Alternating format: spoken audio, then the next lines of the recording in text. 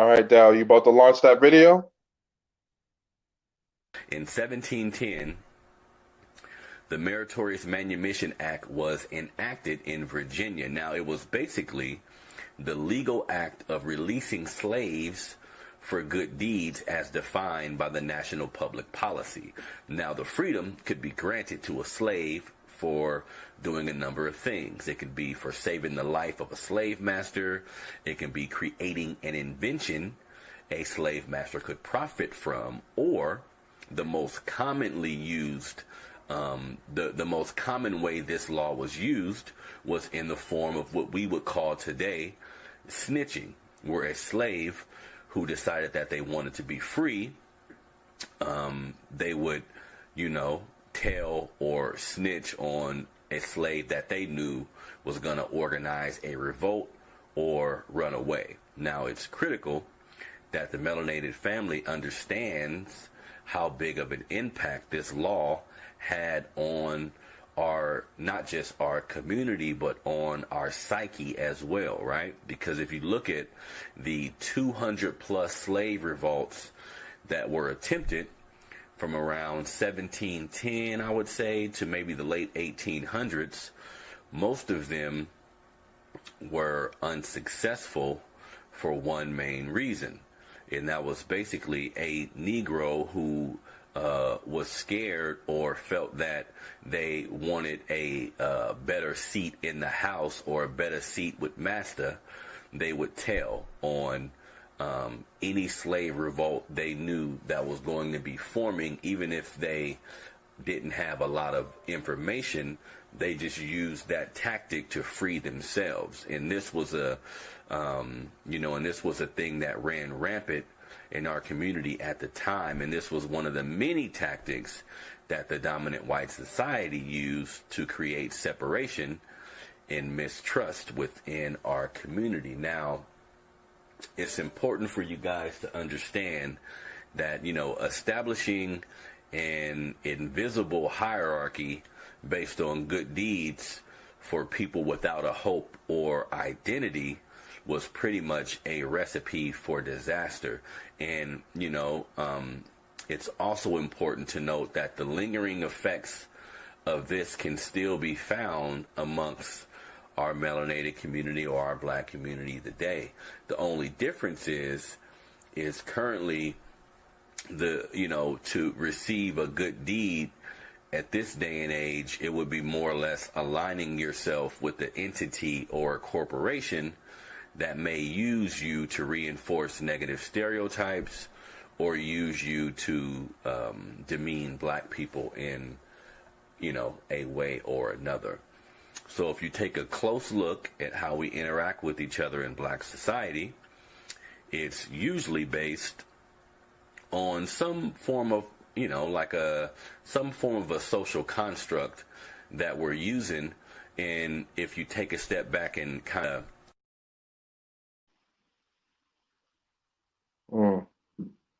That was a good video, Minnie. Thanks for sharing that. So, what are your thoughts on that? We always hear black people are conditioned to sell each other out. Now you got some framework behind where it all started. I thought it was interesting. I'm familiar with the whole crab in the barrel rhetoric, and it's not my favorite message. But it certainly explains it, and I found it interesting how one of the ways that you might be free by doing a good deed is by saving a slave owner's life.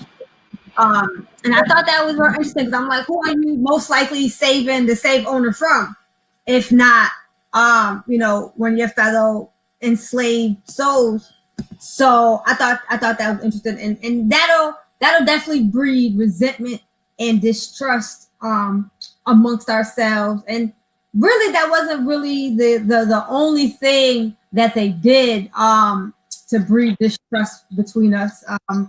Having taken people from so many places with so many different dialects, it's hard to know who to trust, and you can't really understand each other. And then you got people telling them you can't really plan nothing, because it's always gonna be that one person that's going for self and who's gonna be like, you know what, this is my chance.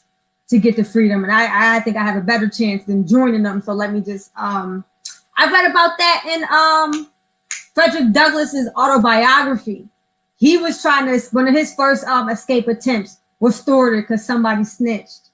And he was sent away. So I mean, it explains a lot. And I think that we don't give ourselves, or we don't give how deep these mentalities go in terms of how it's been ingrained into our genes after generation to generation. We don't give that much credit towards that process that took hundreds and hundreds of years to manifest itself, and now it's just so deep and bred in us that we don't even realize that we're doing what we're doing. Yeah. Hanif, what are your thoughts? I mean, for me, watching that video, you know, it was a lot of that stuff that I saw in that video, stuff that I've either read about or heard about before. But what I also found interesting in the video is some of the people that they put in that video. You know, when you're looking at current day, and one of the more interesting people I found in that video was him putting Jesse Lee Peterson there. You know, for anyone who's never listened to Jesse Lee Peterson, Jesse Lee Peterson is the epitome of what this video was about. If you listen to his show, if you see him on the internet, you know, everything is always about, you know, why the black man needs to stop being whatever the stereotype is that he wants to put out for the day, and why we need to worship the white man. And he's literally said on his show, we need to work, when Trump was running for president, you need to worship him. You know, and so that kind of mindset is so ingrained. And I think when I look at that video, especially, you know, you can go geographically across this country and you can look at some of the highest pain points in the history of enslaved Africans and African Americans in this country, and you'll see the highest concentration in some of those certain areas, which I found to be very interesting too. So it kind of goes to something that Minnie was saying. You know, it's taken hundreds of years, you know, for this to kind of sink in and manifest to the point where, you know, nobody wants to say that for some people it's second nature. It's a part of their culture. It's now like part of the culture that they live by and that they try to guide others by. So this is an issue that, you know, it's very relevant, especially with the election we just had. I mean, it's very relevant. Yeah, and we definitely get exploited on that. Darryl, were you about to say something? Nah, I was going to say, if we can just back up a little bit, we started with the video and then you jumped right into the thoughts. Why don't you tell people why you feel this particular topic was relevant as the rest of the country scours to find an agenda to bring before Harris and Biden? So when people talk about agendas and staying on code and the need to either identify as black or keep walking, staying on code as being black or keep walking, why don't you talk about why you felt that was significant? And then we can get to the conversation. It's just for the viewers so that they'll get a better understanding of where this conversation originated from. Well, you know, I think you hit the nail right on the head when you talk about being on code and today's current political climate. I feel that, you know, black folks as a whole fell for the okie doke with the Biden and the Harris election. I feel that you can't go in without any tangibles. These folks basically got voted in. There was no specific black agenda, and when there was a black agenda brought up or spoken about, it was diluted with a whole bunch of people of color and minorities and LGBTQ plus talk. And I ran into a video the other day with Eva Longoria talking about how the Latino community came out, particularly Latino women, who won the election for the Biden and Harris campaign. And when they pulled the states up in the areas of the regions, those regions were predominantly black regions, and predominantly those black regions voted for and helped seal the election for the Biden-Harris campaign. So, you know, when you talk about the whole thing about being on code, we need to do a better job in identifying those folks who aren't on code and taking them out of the equation.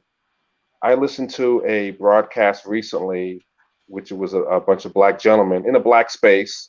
So would you agree black spaces are, for the most part, inherently or in terms of intrinsically safe spaces for us? Yeah, I definitely agree that. I think we always need to create safe, comfortable spaces where we can speak freely. Absolutely. Yep. So with that in mind, these folks use the term people of color and minorities. So they were just like redundant with it, and I'm sitting there and I'm watching the show, and I'm like, why are these black people talking about people of color? I mean, we all know what that term is designed to do. Why are people, and many mentioned it earlier, why are people so afraid to say black? All right. Oh, is that an open question? Yeah, it's an open question. Okay. First, before it really grinds my gears. Go ahead, Daryl. Now, I was gonna say, before you even answer the question, can somebody just expound what does it mean to stay on code? What exactly does that mean? We don't have a code. So how can we stand on, like, you know, how can we stay on something if there's no consensus about what that something is? And it's crazy. It boggles my mind how nobody wants to be black. They want to be Cherokee. They want to be Honduran. They want to be Native. Like nobody wants to be black, and that is crazy to me. And I think, like I said, I think last week we haven't given people the language to classify. We've always defined ourselves through the eyes of other people, or let other people define who we are. We have not done that for ourselves. So really, you know, what do we expect them to do? How do we expect them to address us when we haven't given them a name? And the thing about minorities, white women are minorities. Like if you go into corporate America, a white woman is considered a minority. So all the things that we fought for are so much more advantageous and beneficial to every group but us. And it's because we haven't been exclusive enough. But we definitely need to define who we are and who meets those qualifications and who doesn't. And until we do that, there's always going to be a lot of confusion surrounding who we are. And as far as you said being on code, talk about being black, and it's just we get organized. I think the whole looking to someone or to some force outside of ourselves to save us, we have a messiah complex. Like we're always waiting for someone to come through and do something for us. Now we're looking to Biden and Kamala Harris because Trump wasn't doing it. What are we going to do for ourselves by ourselves that doesn't necessarily involve or be contingent upon some other people coming and doing something for us? Right. That's a great point. I agree with that. There's no Superman coming to get us. And I was looking online. It's the site called Onyx Truth. It breaks it down. This is basically the same thing Minnie said. For those who still don't know, staying on code basically means that black people need to develop a code of conduct. This code of conduct is supposed to mean that black people need to put the interests of black society above any and everything else, first and foremost, politically, socially, and economically.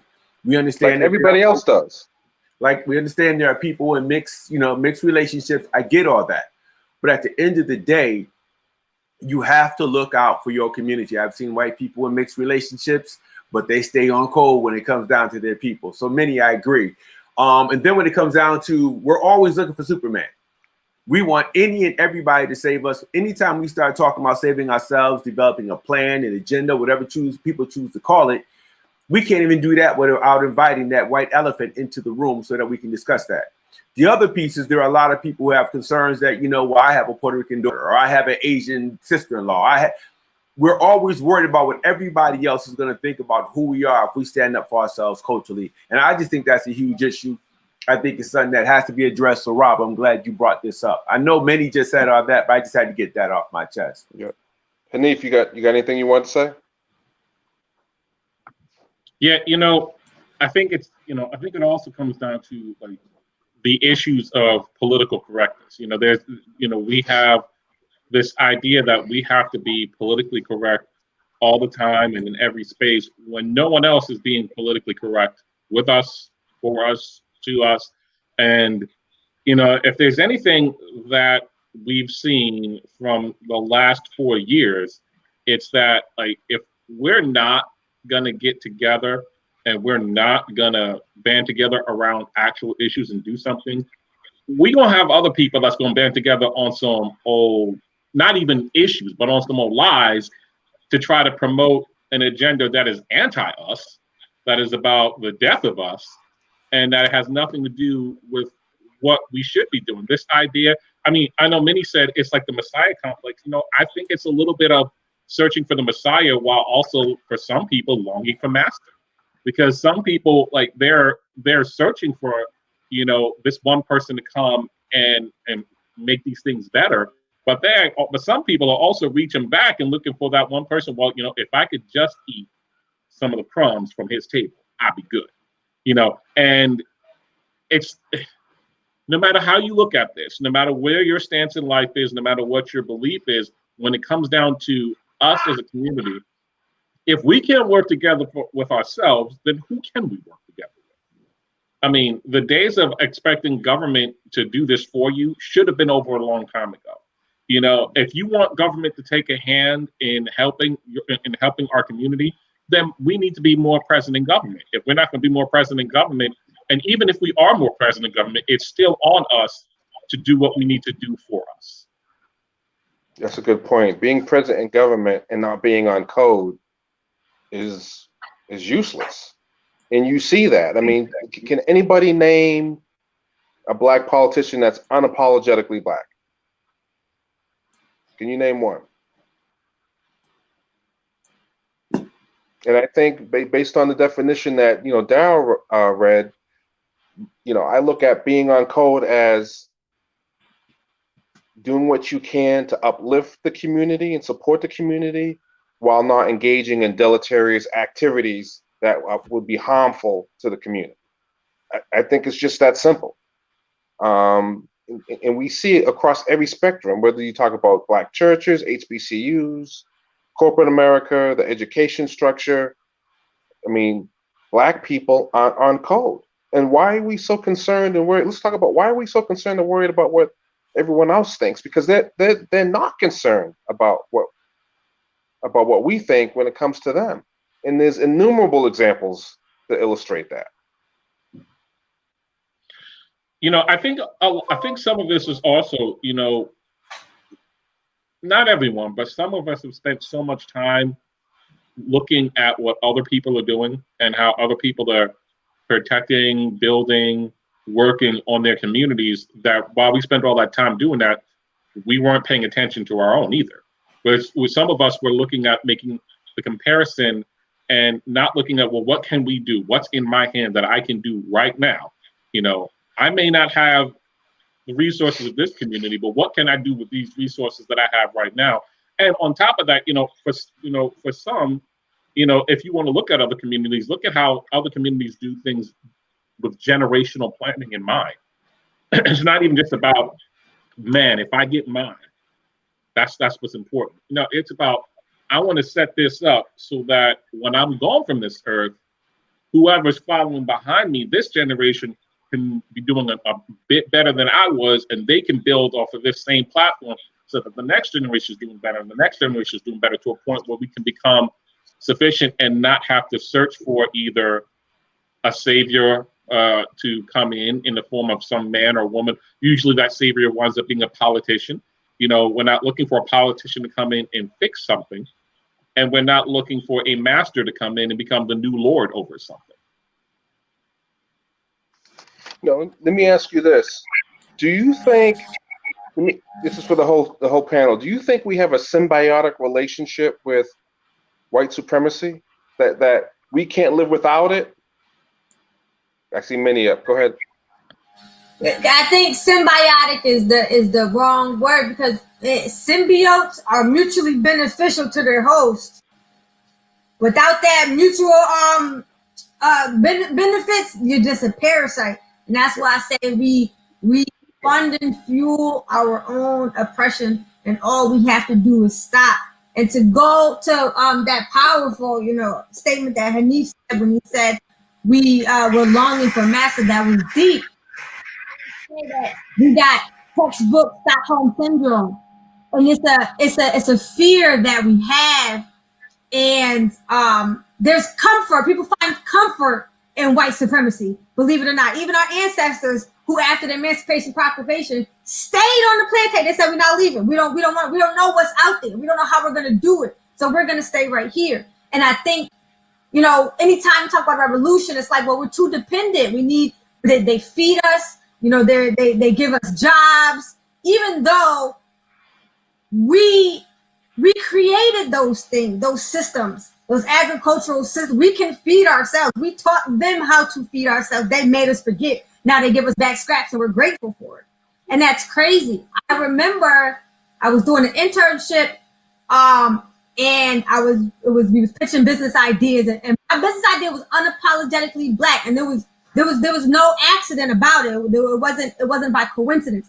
And that's all I heard, even from Black people, even from Black people that, I respect and whose opinion I value. They said, you're limiting yourself, by being too Black, you're limiting yourself to a certain population. I said, why is that? We all shop at Toyota.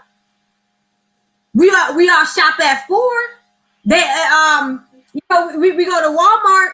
We go on. I go on Amazon. I got a little habit. I get that, but they're not super inclusive of Black people. Nobody says to them, hey, there's no representation other than, the standard atypical Americans, the white middle-aged white male. You're limiting yourself. Nobody says that. And if they do say it, they still proceed with whatever plan to market and reach their target audience that they have. So why should me being unapologetically Black about my business be limiting? It shouldn't be limiting, especially if we support each other. So that's real live Stockholm syndrome. We have fallen in love with our captors, our oppressors. We don't want to offend them. That Asian niece that you have, does she use her resources and leverage the resources at her disposal for the benefit of our community? Just because you love her, just because she show up to the cookout, but she make the fried rice, don't mean that she's an ally. She's for us, and that's somebody who should stop us from moving forward with our movement. Why won't we get organized? Like, I just That's a term I hear thrown out a lot by Black folks. Allies. We got to find allies. We got to create coalitions. And when you talk about the Asian niece, I saw something on Dr. Boyce Watkins' website saying, name me one black business in an Asian community. You're not going to find one. You're not going to find one. One of the things you mentioned too, I think it was you, Minnie, or it might have been you, Hanif, about the personal gain, the private gain, the individual benefits. People are so willing to get that private gain and those individual benefits against the best interest of the Black community. So you're going for self, knowing that going for self is going to harm the community. And I go back to Hidden Figures, when Homegirl had an opportunity to get that role in the IBM room, and what does she do? What about my girls? What about them? Oh, don't worry about them. I can't go. She made a sacrifice that helped the whole Black community in that building working for NASA. How many Black folks do you know that have done that, are willing to do that? That goes back to being on code. But I think, some of the things like Minnie was saying, it reminds me of a quote that I heard from Les Brown. Les Brown said that some people would rather live in a known hell than explore an unknown heaven. And in the context of that quote, he was talking about people not wanting to venture out and try something because it's too risky. They would rather stay in this hell that they know that's familiar, even though it's still hell, than go out and explore heaven that's unknown to them. And yes, it may be hard at first. Yes, you may have some challenges to go through. But when you get through all of that, you're in a space that is far better than the one you're comfortable in staying in. Comfort is something that, breeds complacency. And if you're going to allow yourself to stay comfortable, you're going to get complacent. And anytime you get complacent, you then become apathetic. And now you're like, well, I know I probably should, but I'm comfortable where I am. So, and since this doesn't really affect me, at least not that I can see, I'm just going to kind of stay with the status quo and keep it moving that way. It's one of the biggest issues that I think about for myself personally and being a father is, I don't mind having, comfort from time to time, but it can't be all the time to the point where I get complacent and I'm not willing to do what's necessary. And I think that's also a larger part of what we saw in that video. Some people were trading, what they perceived to be, some better comfort for, and not seeing the bigger picture of greater freedom for everybody. And we still see some of that happening today. We see that whether we want to talk about the parasitic relationship of white supremacy, whether we want to talk about the lack of group economics, the lack of pushing for education and certain things. I mean, there's so many ways we see that kind of mindset. Hey, Daryl, a guy named Jesse had a couple things that showed up on the screen.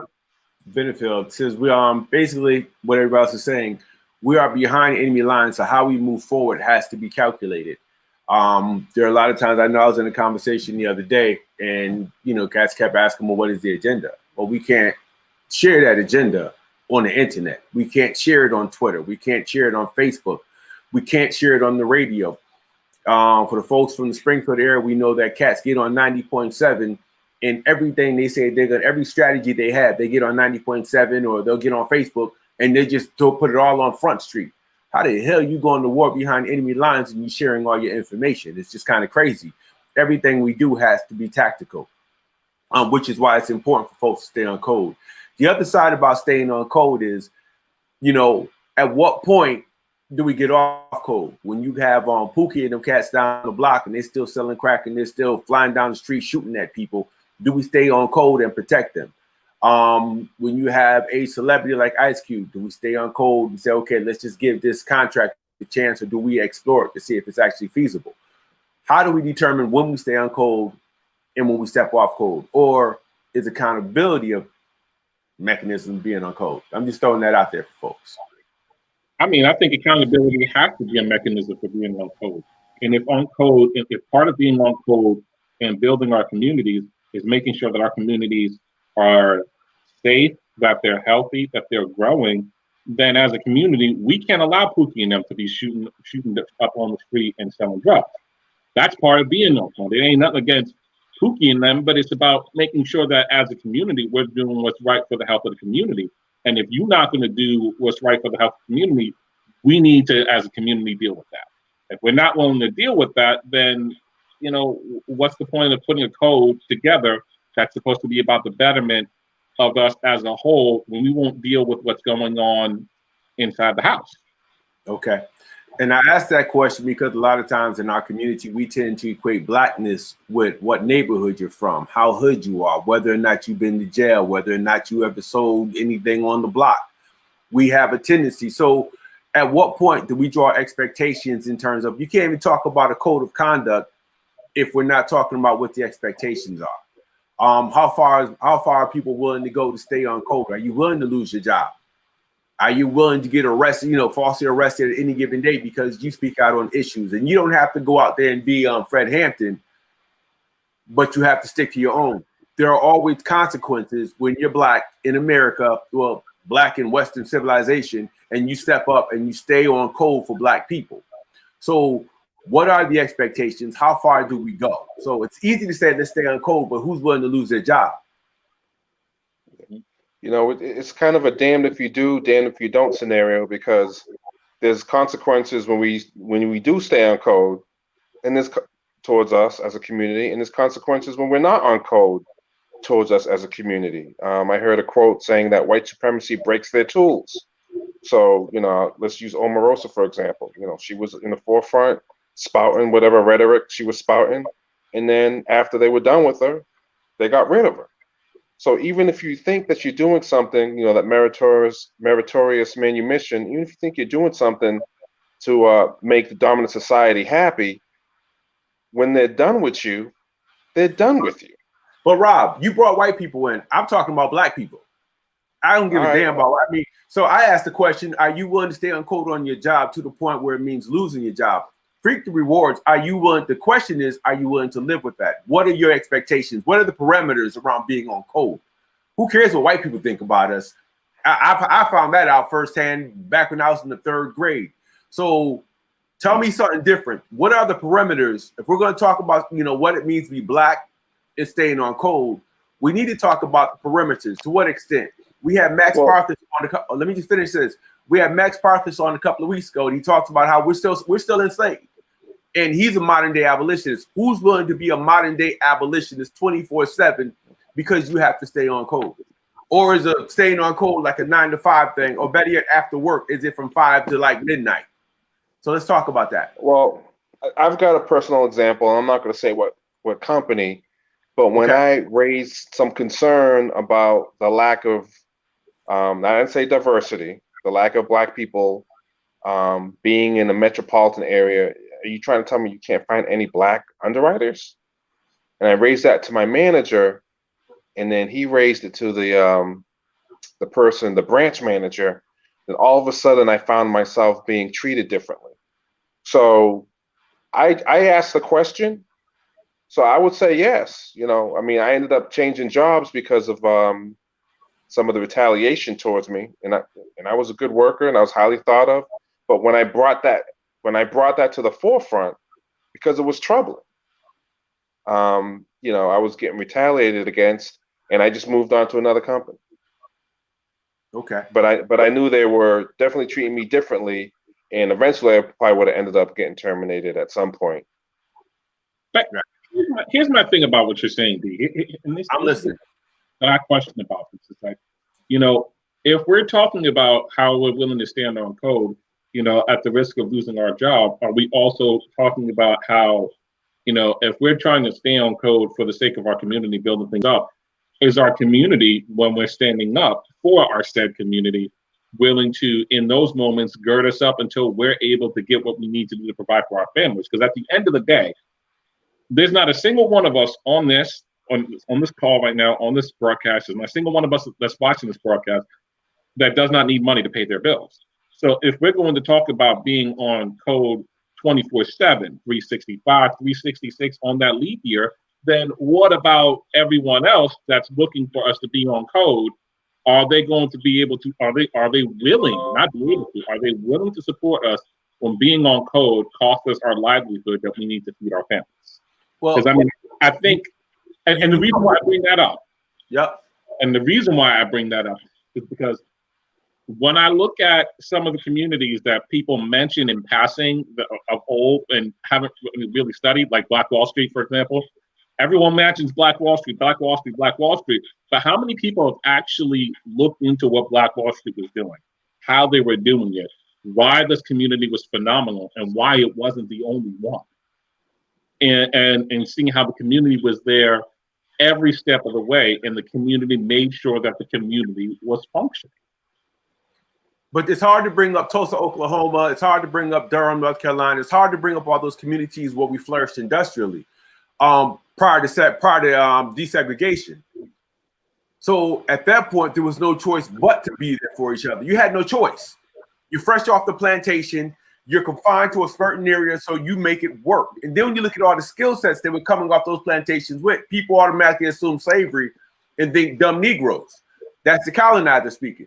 We're talking about your carpenters, your blacksmith, your mechanics. Everybody coming off those plantations had a skilled trade, so they were able to create industrious communities.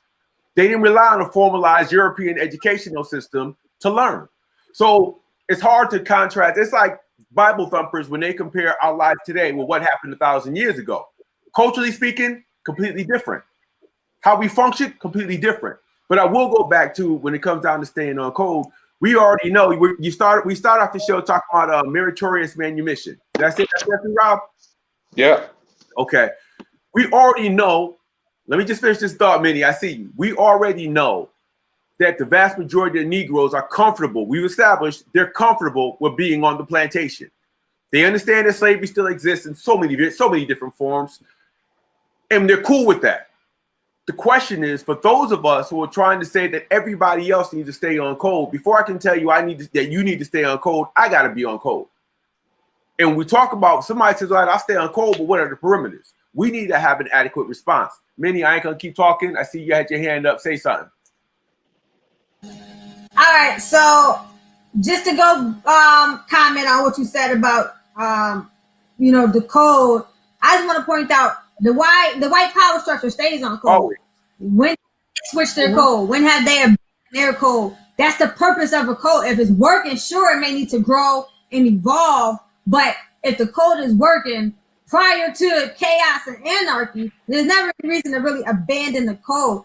And as far as we have to abandon digital platforms for planning and organizing. I've been said we need to go back analog. There were no signs along the Underground Railroad. There was no safe house here, escaped slaves come here. Hey y'all can that it wouldn't work that way. We can't be making private moves on public forums.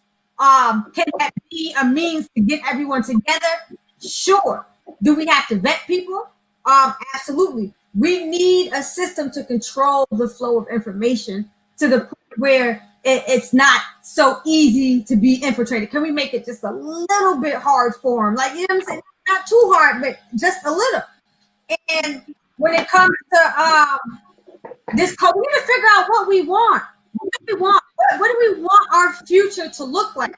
Because it's easy to just be walking and end up someplace nice and be like, oh, I got somewhere.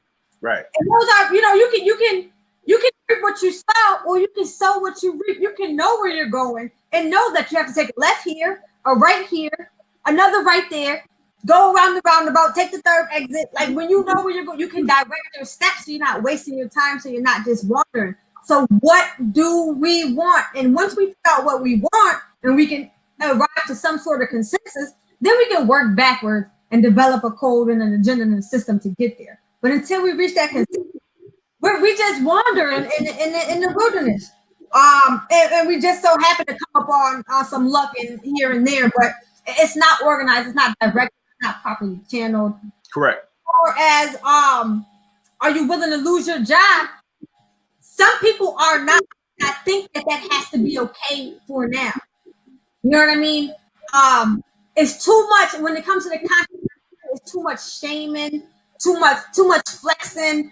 You know what I mean? Too much ego. Because just because that person may not be willing to quit their job, that does not mean that they can't play an impactful role in the movement. They can say, "Look, I got to keep my job," but anything I hear, you know what I'm saying? I can bring it back and let y'all know. Or if y'all want me to maybe distribute some false information or whatever the case may be, then you can still use that person.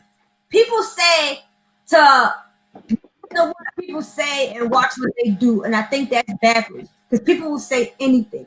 You gotta watch what people say and listen to what they do. Because when you come across those situations where somebody has a choice, either to be for us or against us, and they could be, and they're either for us or they're either against us, or they may be middle of the road. We need to know who people are, because if you are a co-conspirator and you are a white power structure sympathizer, we need to know who you are, because if we have these honest conversations and we know who people are, who we're dealing with, they can still be used. We can still use that person that doesn't want to lose their job, whether they're down for the cause or whether they're not. They can still be used.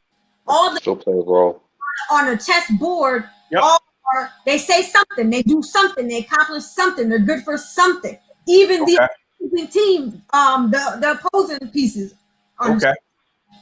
As are you saying that the people on Black Wall Street would have made different choices if they had more choices? I'm not saying that. I'm not saying that. What I'm saying is, given the circumstances, they made it work. But when we talk about how they stood together and they stayed on code, the bottom line is, when you're talking segregation, I don't know if anybody's ever visited a segregated community down south, but it wasn't as if you can venture off the field anytime you want, like you can do up north in the way we live our lives now. We're basing a lot of what happened then on how we live today and what the societal expectations, standards, rules, and perimeters are. Different back then. Everybody in Black Wall Street went there for a specific reason, because there was a supportive community. They had to have each other's back coming off those plantations. Free slave, ex-slave, doesn't free black, formerly enslaved black, it doesn't matter. They had to go to these certain communities. And Tulsa wasn't the only one. They were all over the country. But whenever people kind of stepped off the block, we seen what happened to them very same communities. They were destroyed. So I use the example, lose your job. That's like the weakest thing that can happen. We've had people historically who has lost their lives. I was going to say who's willing to lose their lives, to stay on jobs, to stay on code. So I get it. You also talk about how white people stay on code 24/7. They do. When you have something that you have to sustain and maintain, and you don't want to lose what you've already taken from people, yeah, you got to stay on code. But there's no consequence when they stay off, because so many are still on. They have what they want. The system was created by them for them. We're like the ant underneath the little kid's boot. I can't negotiate with that ant. So if I don't do the right thing, any wrong turn means I get stepped on. So people need to understand that. So as we plan accordingly, we have to understand what the perimeters are. To walk into this blind and say everybody needs to be black like I am, when we're so diverse in terms of our philosophies around blackness, it's ridiculous. We got local officials around here, black officials, who have never done shit for the black community, but they get the full support of the black community. We have 5 city councilors. 2 or 3 of them may be good. We have some who run around, they're the black, or the Black Lives Matter protests, even put their name on flyers. But where are they when the community needs them? We have young brothers losing their lives. Are they on code? No. I've worked with folks, these middle-class Negroes, when things happen. The first thing we say when something traumatic happens in the black community is, well, look at their lifestyles. Nah, man, staying on code means understanding their lifestyles and all the variables that come into play. That's staying on code. Staying on code means when you're on a job and they're just blatantly discriminating and just dogging black people, and you sit there and just nod your head and you don't challenge, there are appropriate and tactical ways of doing that. But I think we need to step up and define the perimeters. I'm all over the place right now, but I get where you're going. Yeah, it says something about how do you keep people on code? There has to be consequences. How far are we willing to go if somebody breaks code? If somebody, sell out a person who betrays something to which he or she owes allegiance. In the racial context of black Americans, it's a disparaging term that refers to black to knowingly or with gross negligence acts against the interests of the black community on a whole. When somebody breaks code and they sell us out, what are we willing to do? I said the other night, the brother who was responsible for Fred Hampton and them fellas getting murdered in Chicago, he's still alive. He's getting paid to do documentaries. He does radio interviews. He has a book. We're rewarding people. He's just one example of, God knows, they had the docudrama on Malcolm X on Netflix. Them brothers down in Jersey who murdered Malcolm, we were complicit, working with the white establishment to kill the brother. Man, some of them cats they died natural deaths. And the city is brutal as Newark. So the thing is, I could go after Rob if Rob does me wrong for some trifling shit. He trying to kick it to my girl, whatever. But when cats break code and they do things that pull back on the character of black folks and set us back by years, we do nothing.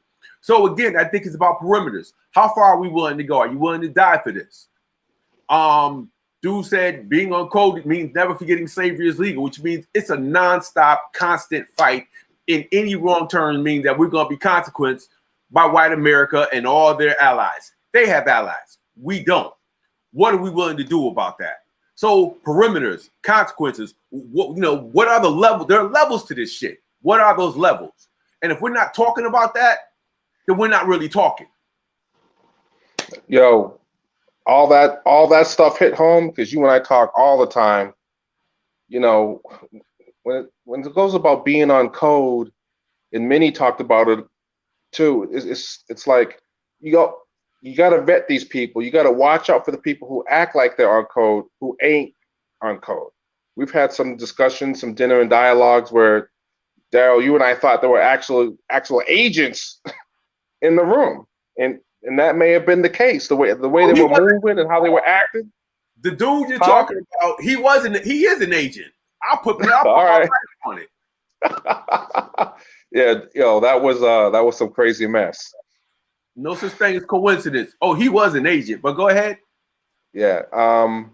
And there are levels to it. Hold on, Rob. And he still gets to walk his dog through downtown Springfield every day. No repercussions.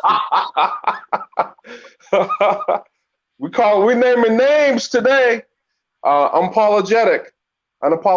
So, I mean, for me personally, it's like, okay, you ain't down with the cause. I can't roll with you. I'm putting you over here. But to Minnie's point, they might, everybody's got a role to play. So maybe, you treat them as a double agent or a triple agent or whatever, because we got them rolling around in our community, and you look at Springfield as a microcosm to a larger, more national issue. And then when you look at no one can name a black politician who's unapologetically black. They may at times be black, but they definitely ain't on code. Because if you're on code, you're on code. Russell Holmes from Boston, the state rep out of Boston, Mass. Unapologetically black, 24/7, always on code. Got to shout him out. State rep Russell Holmes. All right, go ahead. All right. Thank you, Russell. We appreciate you. We need more like you. If you're on code, you just have to be on code. Now, I can give examples of people I know who have been on code. I bet you Minnie can. I bet you Hanif can. And Daryl, I know you can. So what did you do with those folks that you knew beyond a shadow of a doubt they weren't on code? Did you kick them out in the fringes, or did you kind of keep them close? Well, the question is, I limit their go ahead. What'd you say, Hanif? Me personally, I limit their access. If there is something from a transactional basis that we can still do that has nothing to do with everything else, then that's cool. Then that's, I let people define the relationship they're going to have with me. And so if you show me that you're not going to, be who you said you are, cool. Then that's what we're going to be. If you show me that the only kind of relationship we can have is a transactional one, where I'm getting something from you, you're getting something from me, whether it's business, whether it's business that's making me money, whether it's business, like we were talking about, Daryl, the difference between being in position and positioning. If it's business that allows me to get in position for something, or business that gives me some positioning in an area, if that's what our relationship is, because that's what you show me, that's cool. But once you show this to me, you don't get access to everything. I'll borrow a biblical reference that I used when I talked about stuff like this. In the Old Testament, they talked about when they built the tabernacle. You have the outer court. Everybody was allowed in the outer court. You have the inner court. That's where the priests were. You have the Holy of Holies. The high priest was only allowed to go there once a year. And if that high priest did not come in there the right way, they would die. Our lives and our circles have to be very similar to that. Because if someone who's only qualified to be on the outer steps inside, and they're not qualified for that, they're going to abuse it, or they're going to report it, or they're going to say something or do something that they shouldn't be saying or doing, and our business is going to be in a place it's not supposed to be in. So me personally, I either will cut you off completely, or I will limit the access based off of whether this relationship is beneficial. All right. I can get with that 100%. 100%. So, Rob, back to you. What you got next? Let's get into some of the churches and the Boule and HBCUs. The churches, I was given a statistic, which I was shocked of, but I shouldn't have been shocked, that there are over 470 Black churches in the city of Springfield. And that's probably going to be the case in many Black cities or towns where you got more churches than you can shake a stick at.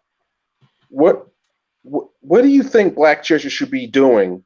When we talk about being on code too, we can wrap that up in there. What do you think Black churches should be doing to help the Black community?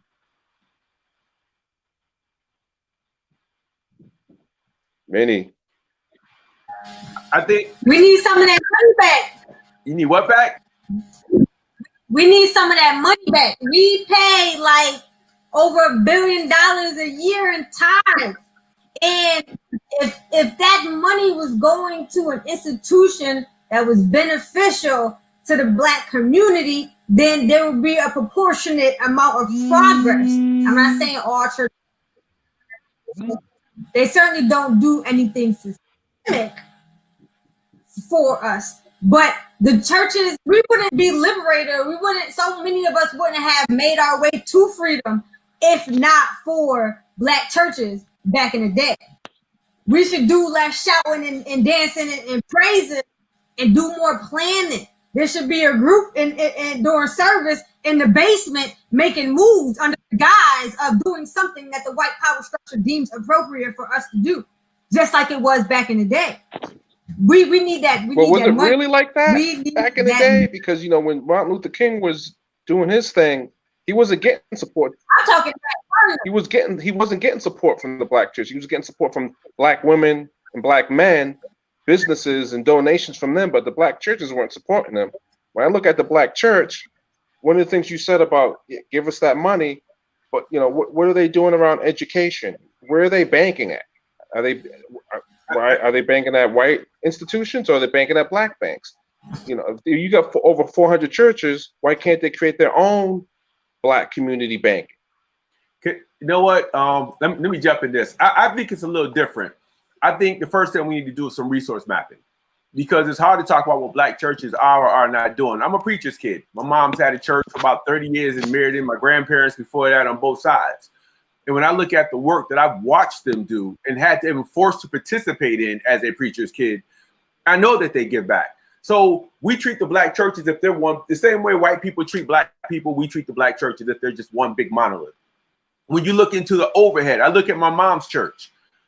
That mortgage had to get paid, the lights had to stay on, the heat. They made sure they kept the kitchen stacked because they fed any and everybody who walked through the doors. And 9 times out of 10, they set up shop outside and just feed people in the neighborhood. So, but that type of stuff goes undocumented. The thing the Black churches don't do is they don't, unlike politicians, they don't go and publicize everything that they're doing. So there are some churches that do jack shit except for saying, you know, give your life to God, prepare for the afterlife. And that's it. But then there are a lot of churches that do a lot of good work. I know when I think back to the historical commission thing here in Springfield, St. John's Congregational Church was up on it. We were allowed to hold forums in there. We were allowed to organize in there. So there are churches that do good work. And I think we need to acknowledge that. When we say the Black church, I don't know what these expectations are, but it's not like they're just this huge, giant, mega robot that just comes together at will. So I think we have to do some resource mapping, find out what institutions, not just the church, but a lot of these social institutions. I'm always hearing about sororities and fraternities. What exactly are you doing? We need to map our resources and capacities. The first thing we need to do is try and figure out what exactly we do have, what we don't have, what's functional, what's dysfunctional. Anything dysfunctional, we have to help to rebuild it or we get rid of it. So I think that's how we look at when we start addressing institutions, instead of making sweeping statements saying what they are not doing, especially if we're not members. At this point, I ain't been a member of a church in about 20 years. So me personally, who am I to speak on it? I can base it on my experience at my mom's church. But if I'm not contributing to those ties, I'm not in there trying to help organize their 200, 300, 400 members, or in some cases, their 5 or 10 members, do I really have a voice in terms of what they do and what they don't do? So it's hard to say Black churches without looking at it from a different angle. If we're not a part of it, then we're not really helping it. You know, and I think that's an interesting point, because one of the things that, you know, I remember when we had your brother on the show, one of the things he said that has stuck with me is he said, you know, you have some people now that they stop viewing, you know, being in the church or starting a church as a calling from God and are viewing it as an occupation for themselves. Absolutely. And, you know, when you have people that, I mean, because let's be honest. I mean, a lot of the times we get flack to the Black church, you know, when it comes to talking about these issues. But man, we gonna act like some of these other churches that are not Black aren't doing some of the same stuff, or some of these other organizations are not doing the same stuff and in fact doing worse stuff to us. I mean, you've got whole denominations that were formed because they wanted to keep their slaves, but that's a whole nother issue. But when we're talking about this in general, I think what you said, D, is exactly right. Where's the resource map as to who's doing what, and who's willing to do what. Because you have a lot of people that are willing to do things if they only know how to do it. Some people, there's just not the level of expertise in the house to know how to do certain things. But when that expertise is brought in and people can see what to do, you'll find people that are ready to mobilize, you know, and I think that's one of the things that is really critical when we talk about this. But, you know, it's also to like what you're alluding to, D, when you talk about resource mapping, when it comes to the fraternity sororities, like what are they doing? What are they not doing? Are they also willing to mobilize and do the same thing? Are these various organizations willing to mobilize, be on code, and do the things that, you know, it's easy to talk about, but not always as easy to do? Or are they just taking up space, or just, I don't know what the right word here would be, whether it's taking up space or whether they're here for the pretense and not the truth, whatever the case you want to call it. So that, like that same, you know, being someone that's been a Christian for a long time, you know, I'm very critical of things that I see that don't match what it's supposed to be, you know, and what I believe it's supposed to be based off of the faith that I have. But at the same time, man, I've seen churches do some stuff and they never publicize it. I've seen churches they have congregations full of people that are doctors and nurses and dentists, send them out to Haiti, do free clinics, ship 2,000 pounds of medicine out there, clothing, all this other stuff. So there are people doing things, there are people not doing things. And the only way we're going to discover who's going to be helpful and who's not going to be helpful is if we do that research. Okay. Yeah, no, that's a great point. Got to vet every avenue. You know, I think they could be doing more, but then again, it goes back to the whole resource mapping. How do you know if they can be doing more if you don't know what they're doing or what they're willing to do? You know, when you talked about the Greek organizations, and you've got, you know, male Greek organizations and female Greek organizations, and I'm not too familiar. I was in college, and you know, I was invited to pledge a bunch of them, but I didn't have any interest. But how could you be a collective group of Black men or Black women, and affiliating yourself with a Greek flag? It just seems counterintuitive to me when you look at the fraternities and sororities. The people don't want to be Black. For real, I got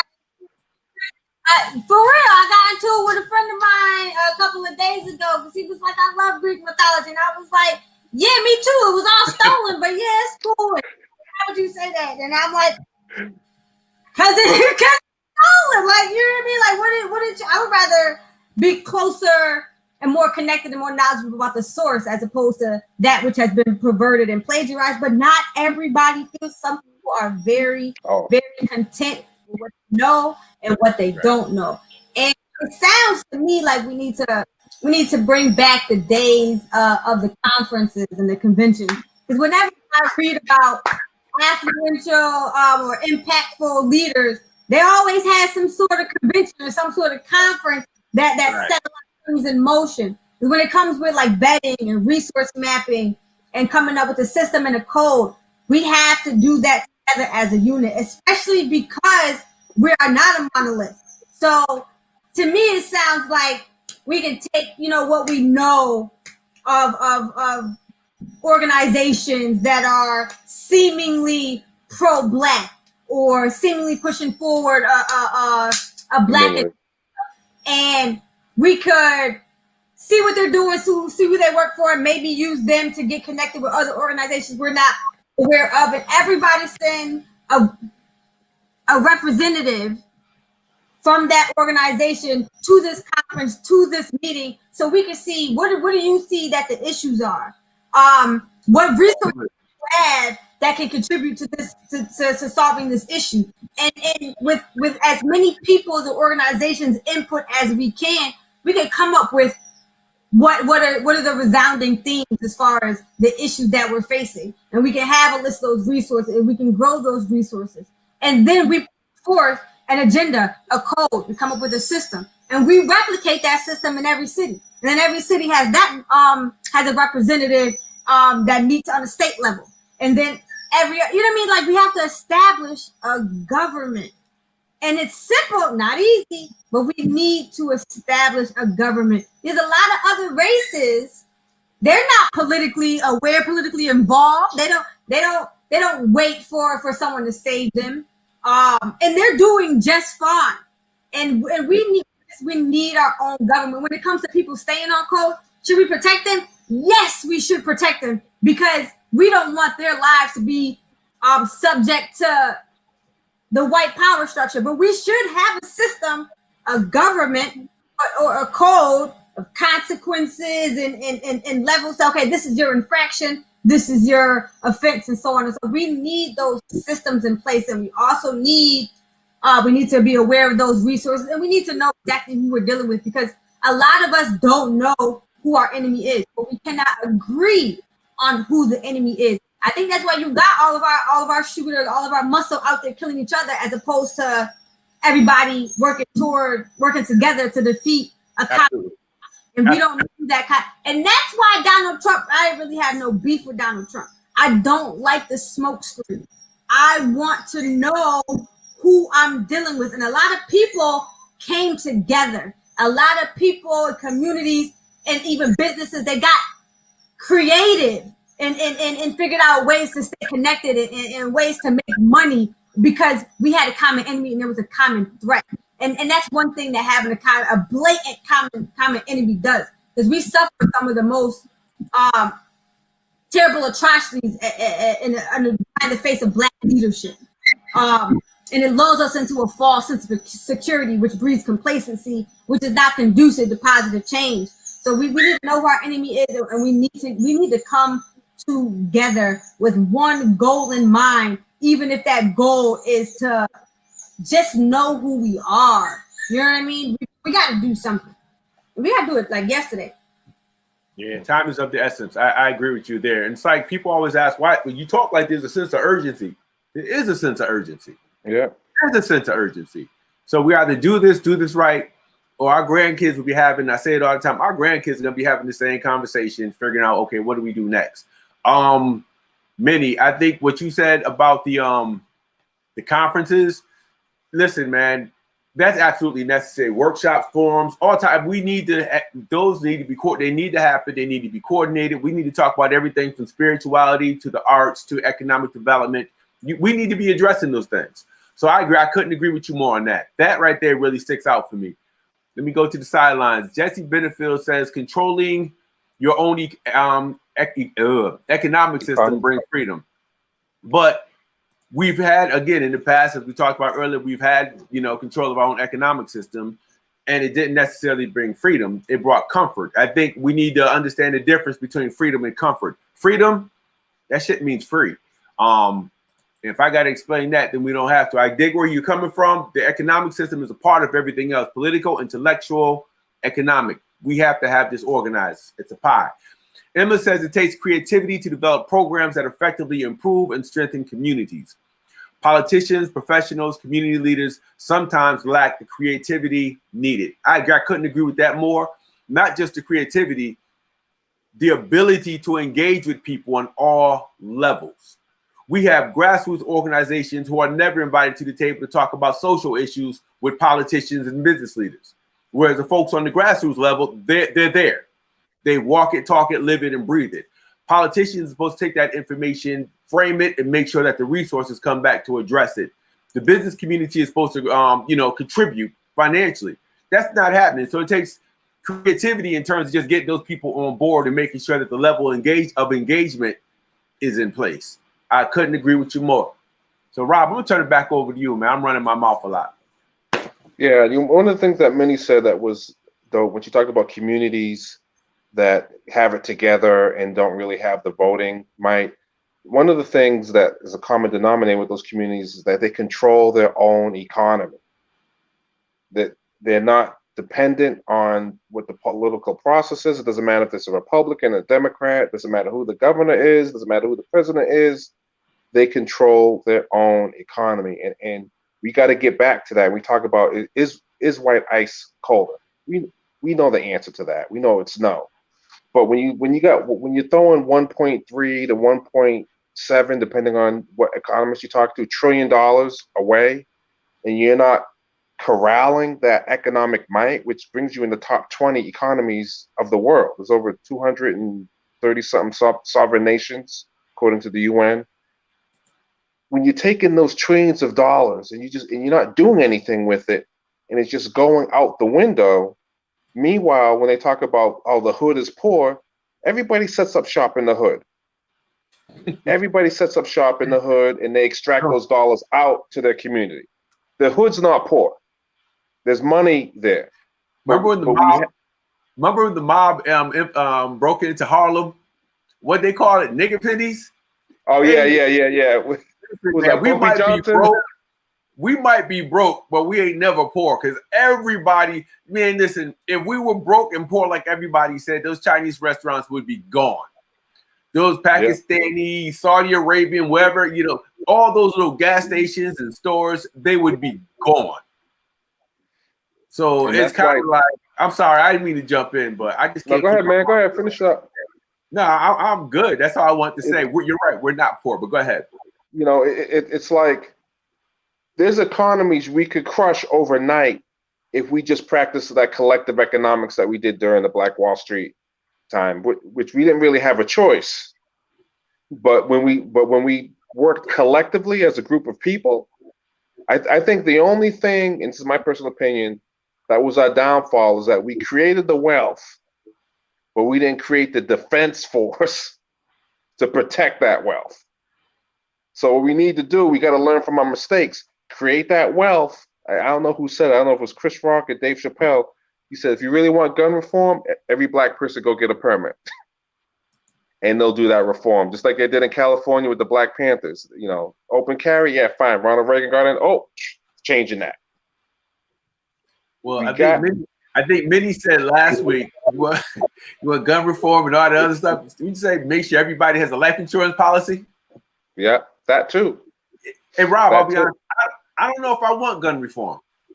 I want to make sure I always have access to my 9, my rifle, whatever. I want to make sure I can go in my room and I can grab my itch right now. I want to make sure I always have access to it, because whenever reform happens in this country, last time they had major reform around gun carry, it was around the Panthers and all the black groups that was springing up. All those brothers coming home from Vietnam, the veterans they had from Korea, they want to make sure these cats didn't arm up. They seen how effective they were.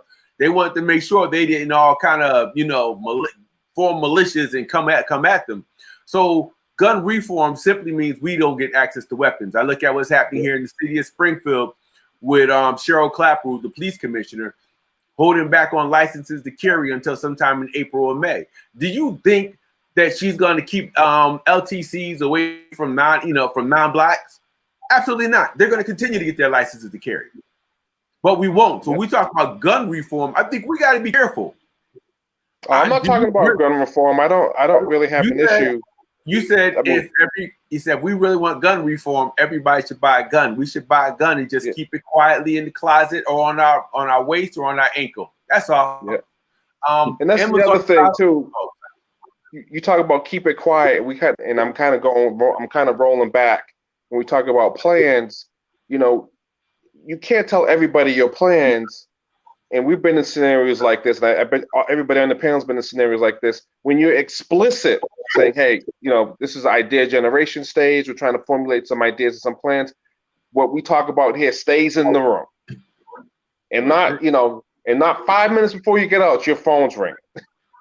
It's like, and that's kind of. But I think that it just needs to be made clear. The last meeting we had dealing with Black leadership development. You made it very, very, very clear to everyone. I haven't heard anything yet, but I'm sure people wouldn't have conversations. It's going to happen. The bottom line is it goes back to what we stated earlier. What are the repercussions when people violate that code? How far are you willing to go? You know what I mean? So let me get to Emma's comment, and then I want Hanif to explain something that he posted. Emma says we need a local economic philosophy established, communicated, and supported. Again, a local economic philosophy established, communicated, and supported. I think that goes back to what Minnie stated earlier. and how they effectively utilize conferences and workshops and seminars and all that stuff back in the day to make sure that those messages were conveyed. You set together a system of communication. You replicate it from community to community to make sure that everybody understands what it is we're attempting to do. So Emma, I agree, and I think the question is the real question is the process.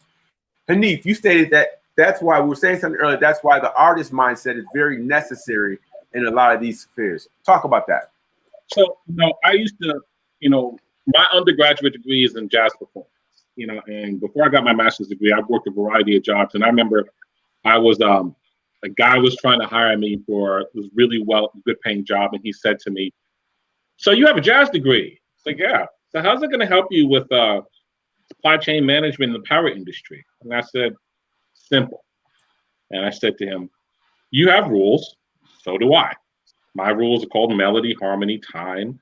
There's all these other things, but they would get a little bit more complicated." I said, "You have policies and procedures that govern those rules. So do I. We call it a song." I said, "But the thing is, when I get to the first time I get to the end of my song, I have this thing that I do called improvising. And when it comes to improvisation, there are rules I'm supposed to follow, but there are rules that I can bend. And there's some that I can completely break as long as the final resolution is what it's supposed to be." I said, "Your business is no different than that. You're going to give me the rules. I'm going to plug it into this process, and I'm going to do that." And the man looked at me. He said, "Interesting answer." He said, "So you have any other questions for me?" I said, "Where am I going to sit when I start?" He took me out of his office and pointed me to a desk. The reason why I tell that story is because the mentality that I have in terms of what we learn in the arts and the various disciplines in the arts, they're so transferable to a lot of these things that we're talking about. But because when you're not in the arts and or even when you are in the arts, you don't see these things as processes that you've developed that can be transferable in other places, you don't realize the amount of creativity that you have in developing these programs. So that was a response to Emma's comment about it takes creativity to develop programs. So what I mean by that is, there's a certain kind of creativity that we have in the various disciplines of the arts that if we look at the process of that is very transferable and can solve some of these how do we do these kind of things. And sometimes what we do in society in general is we look at one type of person or one type of occupation in one field and say, well, that's just the arts. Like, you don't really know anything about organization. I don't. Do you know how much stuff I have to organize to do what I do? Or that's just the arts. You don't know anything about drawing up a plan or a vision. Really? Then tell me, how do I organize a festival performance with all these other things? So there's transferable skills that I believe are very necessary in these spheres that people who are in the arts, performing arts, visual arts, can bring to the table. And that mindset, I think, is very necessary in some of these spheres because it's not the common mindset. It's not the, as you like to say, it's not the Western European educated mindset that says you do A, you do B, you do C. No, it's what artists tend to, whether you're musical or not, we tend to look at what the end product is and we build backwards. We start at the end and build to the beginning versus starting at the beginning to try to figure out where the end is going to be. Glad you said that. That's a great point. All right. Keith Dodd says some rules you have to be willing to break. I couldn't agree with you more. Been breaking rules my whole life. I agree 100%, Keith. Got to keep breaking them. So yeah. Whew, I don't know where we are right now, but we're at Minnie had her hand up. Who's Minnie? I just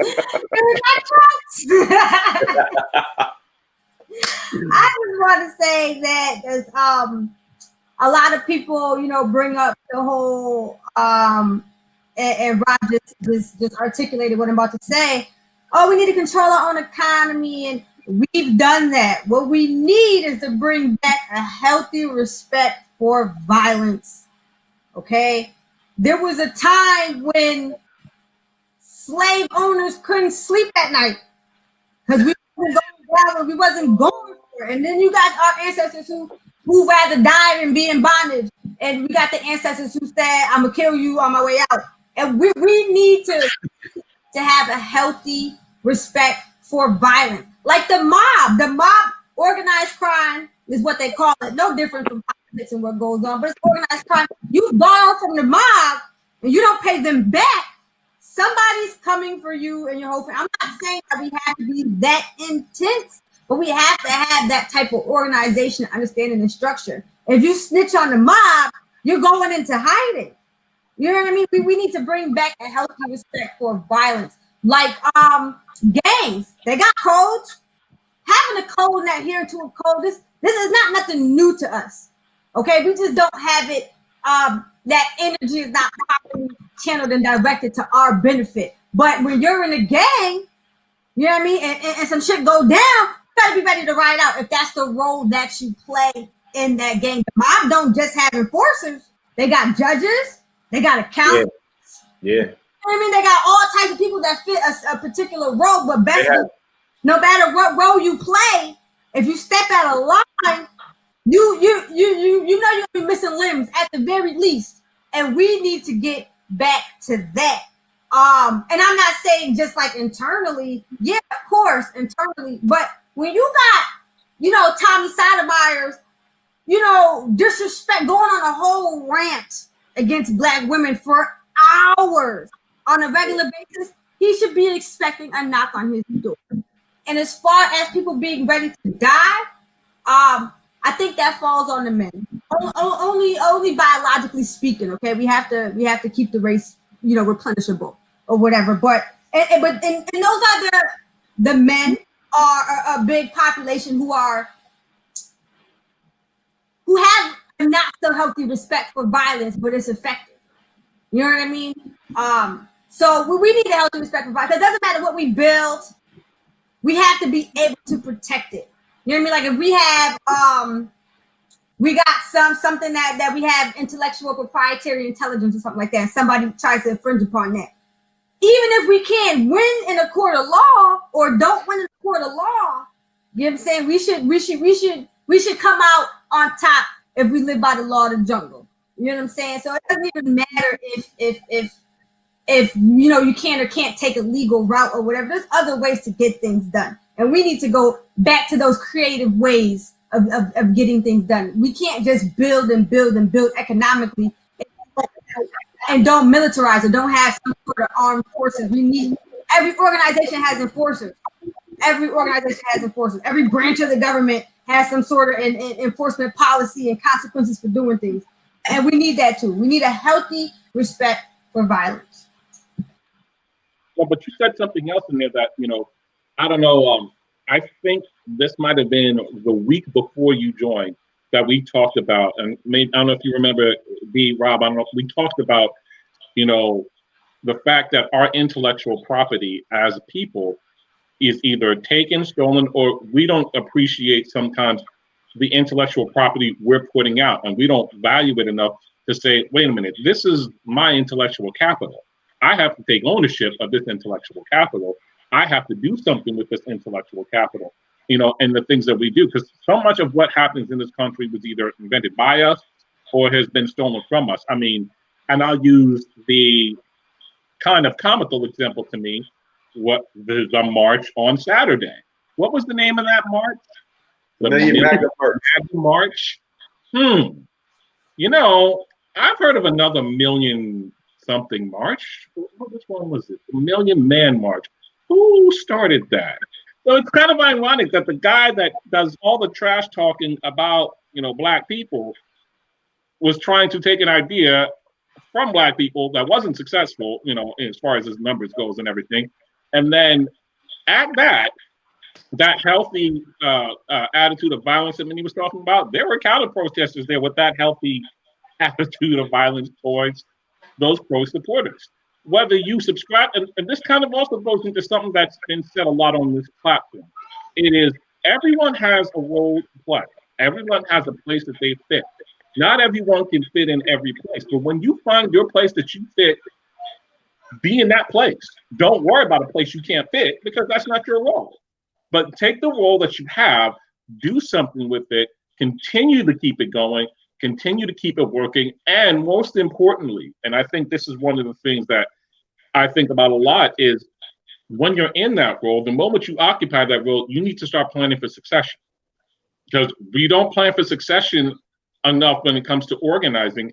And that is another reason why some efforts, not all, that's another reason why some efforts fail.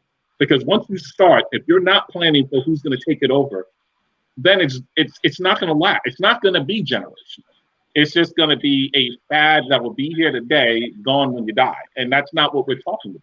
So there's so many components that go into this, and we need to have the people who can fill out all these different components doing what they can do. And you've got the people that can plan and strategize, the people that can build the structures, the people that can operate the structures, the people that can defend the structures. We need all of that together, and we need it in a way where no one's sitting there saying, well, I got to be up front. No, I got to be up front. No, it's whoever's equipped to do what, let them do that, and let's stop worrying about who's up front or who's getting the most attention or who's not getting the most attention, because that's not successful planning. Right. And I think any type of plan built around a personality or a small group of personalities will never succeed. This approach has to be systemic, it has to be multi-generational in terms of long-term impact, and it has to be circular. There should be no one leader of any type of movement. We start talking about, kind of uplifting our community across the country, across the globe. It cannot be built around a personality. We've seen that happen. God knows how many times that one personality disappears and everything disappears. It has to be circular. It has to be inclusive of all Black folks who are willing to stay on code, period. So I agree with you, but we can't, I just want to add that. Yeah. I want to talk to the team about the boule right quick and get your insights on that. The boule, basically, in layman's terms, the middle managers, the Black middle managers of Black America, and one of the oldest Greek organizations. I think it was started, I wrote it down, Sigma Pi Phi, and it was started in the late 1800s or so. What do you guys think? I mean, we see them on the news a lot.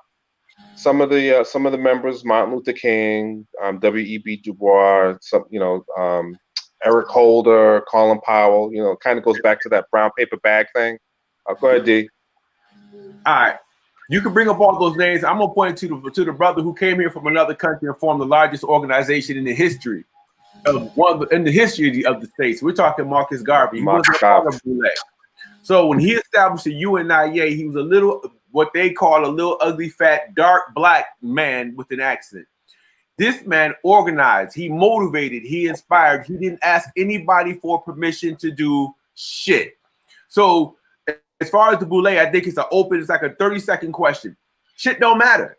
We got people who are living their best lives, people who are organizing with or without them. Our problem when you talk about the boule, we're still talking about white people coming in and telling us and dictating who our leadership will be. That's the system. That's like, bro, you're not a part of this conversation. On his way out, he's escorted out by, whoever. And whether or not we see them ever again, I couldn't tell you. But the bottom line is we can't let them define who our leadership is. And again, you ever want to talk about leadership? Let's just start with Marcus. If we ain't starting with Marcus, then we're not really starting. You can also go a little further back to 1907, or was it? Yeah, 1906, 1907, with William Monroe Trotter and the establishment of the Niagara movement. And what happens when you allow, not Talented 10. He was organizing free Blacks, period. People, business owners, spiritual leaders, all that. The Niagara movement, unlike the NAACP, was all about the upliftment of Black people. When you allow Negroes in, sellouts, coons, whatever you want to call them, into your organization, you'll watch that organization split. They were the first major organization to split because they allowed any and everybody in the door, and they allowed sellouts, co-opted individuals into the organization. WB took all the stuff from the Niagara movement, got with the Jewish community, formed the NAACP. They've been around ever since. They've been ineffective ever since. So people, I'm not talking to you, Rob. I'm saying for anybody who happens to view this, if you're going to talk about an organizational capacity of Black folks, start with William Monroe Trotter in terms of what to do and what not to do. Then we could make your way over to Marcus Garvey. Period. Not the nation, nobody. It matters. I think it matters in terms of knowledge. You can't leave them out because we have to know what worked and what didn't, so we don't make the same mistake. Martin made a mistake in joining the bootleg, and he realized it, and it cost him his life at the hands of his own people. You know what I mean? The friendlies weren't wearing ties, or however it went, but they was in on it. So I think it matters in terms of, this is the temptation. This is why people are in love with the white power structure, because of that American dream they sold. So I think it's easy to buy into, especially if you don't understand what it is. Then they start asking you to do some crazy shit. You know what I mean? Then they start then you understand more of what you're dealing with, and there's no way out. So I think it's relevant in terms of knowing who your enemy is and knowing the sort of snares they put out there to trap you in and what you can't do. But I love me some. I'm a Garveyite. I'm a Pan-African. And I tell people all the time, like, this man organized millions of people. No internet, no social media, but barely. What you had to dial in, you probably had to dial into the operator to talk to somebody and say, "Hey, operator, can you connect me to?" And in some places, telegraph, but they got it done. They got it done by the millions, and that's an amazing feat, because we can't organize millions of people, 4 million people, and we have all those tools and we have the money. And Marcus Garvey is definitely a prime example of Black leadership and what we need to be doing. He was organizing deals with other countries in Africa, so we can have some place to go, so we can have a headquarters to set up and get strong. And when he ever so started that freight company, oh my God, line. Yeah, that's when he had to go. That's when he had to go. So the point where our leaders get assassinated or try to, you know what I'm saying, call an audible and move different, we need to look at those integral points in history, because that's the points that we need to get back to. We need to get back to Malcolm sitting down with Martin, sitting down with Sam Cooke, who had the money. He was an entertainer. The creatives, you know what I'm saying, they had their place. And just sitting at those tables and getting organized. People was mad at Malcolm when he did his pilgrimage, and he went to you know, when we start having political ties with other countries, we tend to lose our leaders, or the leaders tend to lose their followers. A lot of people was mad at Malcolm for that. A lot of people was mad at Sophie Carmichael when he said, "Listen, this is what we got to do." Because a lot of people like, "Listen, we got issues right here. You need to stay right here." Like, no, we can't improve right here until the mother is strong enough to support us, so we're not waiting on the white power structure to feed us to give us the opportunity. Absolutely. So the bootleg is a good example of what temptation not to succumb to or fall victim to. And when you have those parallels, like Marcus Garvey, we need to study what they did and how they did. He had a conference. That's what I was thinking about when I said those conferences. He had a couple of them. Millions of people from all over the place. Too. And when you start doing that, that's when we got to really come together and start protecting ourselves and have that healthy respect for violence. Because trust and believe, when you get to a certain level, they're coming for, just like they came for Martin. Like, what? We helped you. We helped you get to this point. You wanted X, Y, and Z. We gave it to you. Now you want to go sit down with Malcolm and do all cross code stuff. They coming. You lose your life. So we have the blueprint there. We just need to start taking the steps and building the foundations so that we can actualize excessive dreams, because the civil rights movement never finished. We never accomplished what we set out to accomplish for ourselves. Absolutely. And no, they never stop coming. You mentioned Sam Cooke, and you look at how Sam Cooke was murdered. They claimed that a woman beat him so bad that his neck was half broken off his shoulder. He was murdered. For that very reason, his involvement, his establishment of a Black publishing firm so that Black artists can maintain their rights, keep their, their profits, long-term revenue, all that stuff, the royalties. So they will come. But I agree with you. First line of business is, if you're really, really, really about it, you gotta have the courage to stand up and put a defense mechanism in place. Deterrence is the beginning of everything. What's gonna happen when they come to get you? Are you ready? I don't care what you build up. If you ain't ready, they'll weaponize a policy and get you out of here. They'll false charges. They'll get you out of here. They have a million weapons at their disposal, and the only thing we have is rhetoric half the time. So I agree with you, Minnie.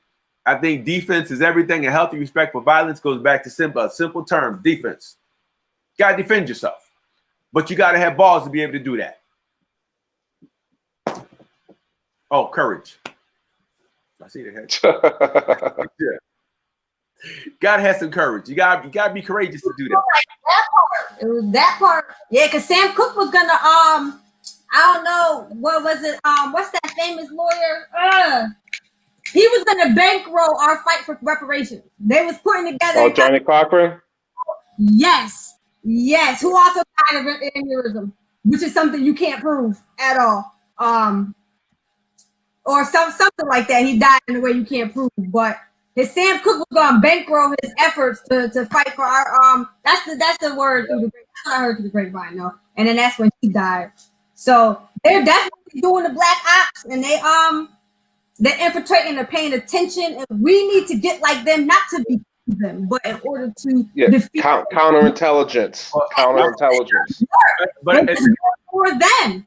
They work the way they were designed to work, and we can replicate these systems to work for us, not necessarily join in those systems and try to break them, but we can replicate these systems and these practices and procedures for our benefit. It's never going to happen because their system works so well. We can't use their system against them. You can always insert a virus into the programming, but anything around defense and all that stuff, and let's keep that offline. I just thought about that. Yeah.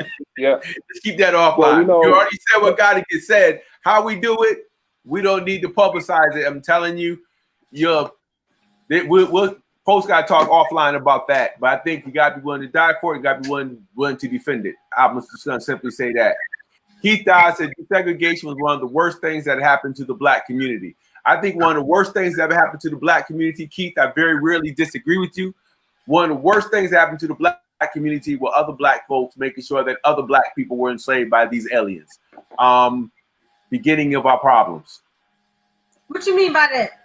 Well, bottom line is when they started using black folks as property, and we did nothing to defend it, that's when our problem. I think that was one of the worst things that ever could have happened. The fact that we allowed that to happen to ourselves. We should have fought to the death for that. But see, that goes back to like the church comment, because there was a lot of people and a lot of I get you. 90 of the rooms. There's a whole lot. A whole lot. And they didn't necessarily. Not a lot of people had much choice. You know, not that they had a choice, but it's like, hey, so we gonna kill all. You know what I mean? But then there were people, there were tribes, there were folks who sat by and they just watched. I understand that there are a lot of folks, man. I can break down the history on about 6 or 7 different islands. We're talking about African revolts. I hate calling them slave revolts. From Haiti to Barbados to Jamaica. They set the gold standard for fighting back. So I get you on that. Well, I'm just saying, before the continent, not in the continent, but here in the States, there were black folks here. And the fact that we actually allowed them. I look at the indigenous population. One of the worst things that could have happened was them even allowing them folks to get up off their ships and touch this land. So that's my thought on that, and I'm gonna stick with it. We will always disagree on that part, but I'm just like, I think we should have fought. Same thing you're saying now. Some things you fight for. You know, COINTELPRO couldn't survive or even happen if it wasn't for the coons. Well, it's still happening. So who's the coon? Are we all coons? No, I mean the infiltrators. I guarantee you, I can look right now. I see 3 other people aside from myself who probably got FBI COINTEL files. Uno, I'm looking at, let's see, we got the academic dude up top. See, black women. Oh, Minnie, that would be you. Y'all the most dangerous people on the planet. Rob, you helping to organize. COINTELPRO exists, and they probably got files on everybody. Max Parker says, the Abolished Slavery National Network is doing that organizing, unifying, and making real law and policy change. They just effectively changed 6 state constitutions 2 weeks ago, abolishing legal slavery in 3 of them. Congratulations, Max. That's good work. That's dope. That's okay. That's real dope. Keith Dodd says deterrence is key. Deterrence is everything, and that's your defense mechanism. And I'm not sure which point, but at some point, Keith agreed with one of us. With COINTELPRO, though, I think the ego. I don't want to specifically say the male ego, but I think ego played a major role in how effective COINTELPRO was too. They was able to cause dissension among organizations by letters and stuff like that. And that shouldn't have been as effective. You know, I shouldn't have been able to get a letter from somebody in another organization saying whatever makes me feel threatened or whatever's going to come between us working together to accomplish our goals.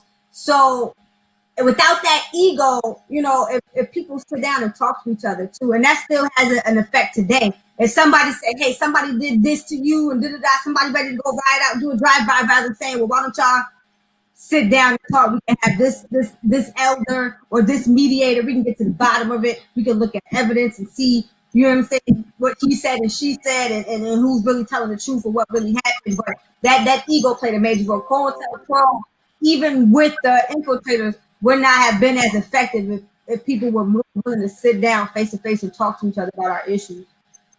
I agree. And you said Max Parther said no, Max, you think? Hold on. He says, I know I have an FBI file. You think you have an FBI file, Max? Of course you do. Black identity extremists. Pretty sure I do as well. But Minnie, you said something at first. You said the male ego. I agree with you 100%. The male ego. Can't even fight that. When Elaine Brown took control of the Black Panther Party outside of Fred Hampton, that was probably one of the most stable periods that they have. She did not compromise, and they approached her on numerous occasions. A number of the Black women leaders who had in existence during that period of time were approached, and none of them broke code. It's always the dudes that break code. We break code. So, but yeah, Max got a file. So, but you know what? We're past the hour and a half mark, so we're going to cap it right here. There are a lot of things that we need to do. Folks, there's a lot of work that we have. Start by, look, I don't care what you do this week. Make sure you support Black businesses, Black-owned businesses. I support Conscious Wear. I dig their shirts. I just bought about 8 shirts representing the sisters because, sisters make it all happen at the end of the day. Beginning and end of the day, it's always the sisters that end up with the rifles last. So, they get us through. We talk about Black business. We got a 2020 next Saturday from 2 to 4 at Madam's Beauty Supply in Hartford. Black-owned, family-owned health and beauty aid store. Demetrius Chambly and his wife Latoya Chambly. They do a lot in the community, and the 2020 is basically a symbol of collective economics. 20 people going to the store spending $20. Not only gives a quick inflush of cash to the business, but also helps promote the business products and services. So sent an invite out. I know everybody on the panel responded, but if we can continue to support Black-owned businesses, create our own economy, keep it within the Black community, shop Black first, think about everything that entails about being Black, stay on code, for whatever you learned about today's conversation about being on code, and Black first, and support your community, because no one's going to do it for you. No Messiah's coming down from the heavens.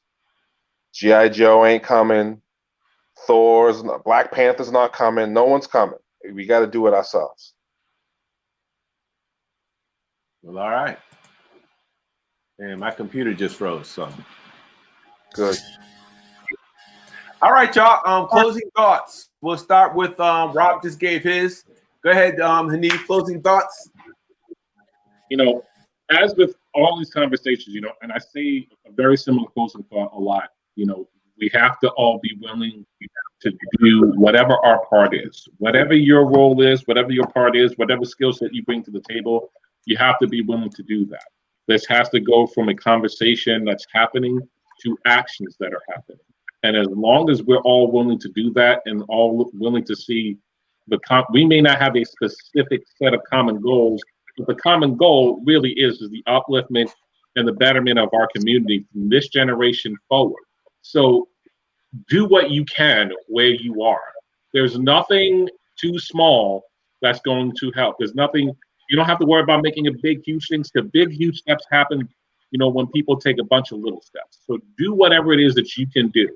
And a quote that I've really loved ever since Dee has said it on this show: some of you out there need to put yourselves in positions to be elected. And I'll end with that. All right. Ms. Jones. You made a comment about, black under black women, and I just want to point out how I have read the autobiography of Afeni Shakur. I told the Jasmine Guy, great read, and she was talking about how she was subjugated as a woman in the organization and told to only do certain things, but she came back and saved all of them. If it wasn't for her, they would have went down for some serious time, even though they left her hanging. Be black first.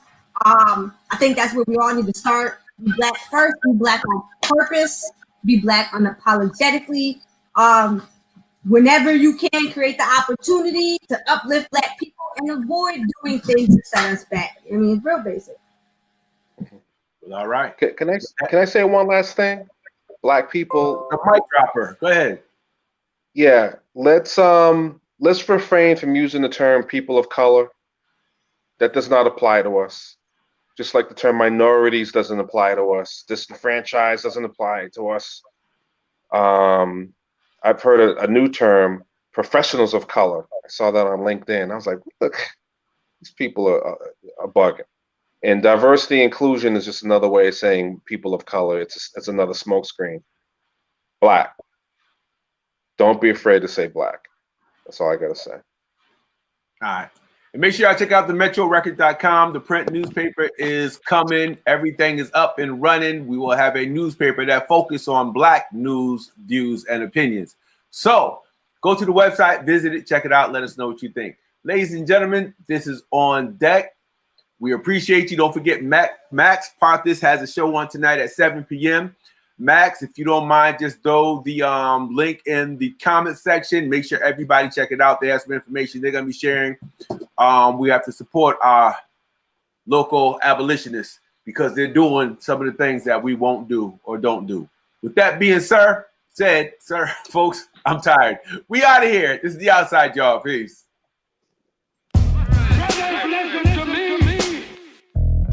God's walked in.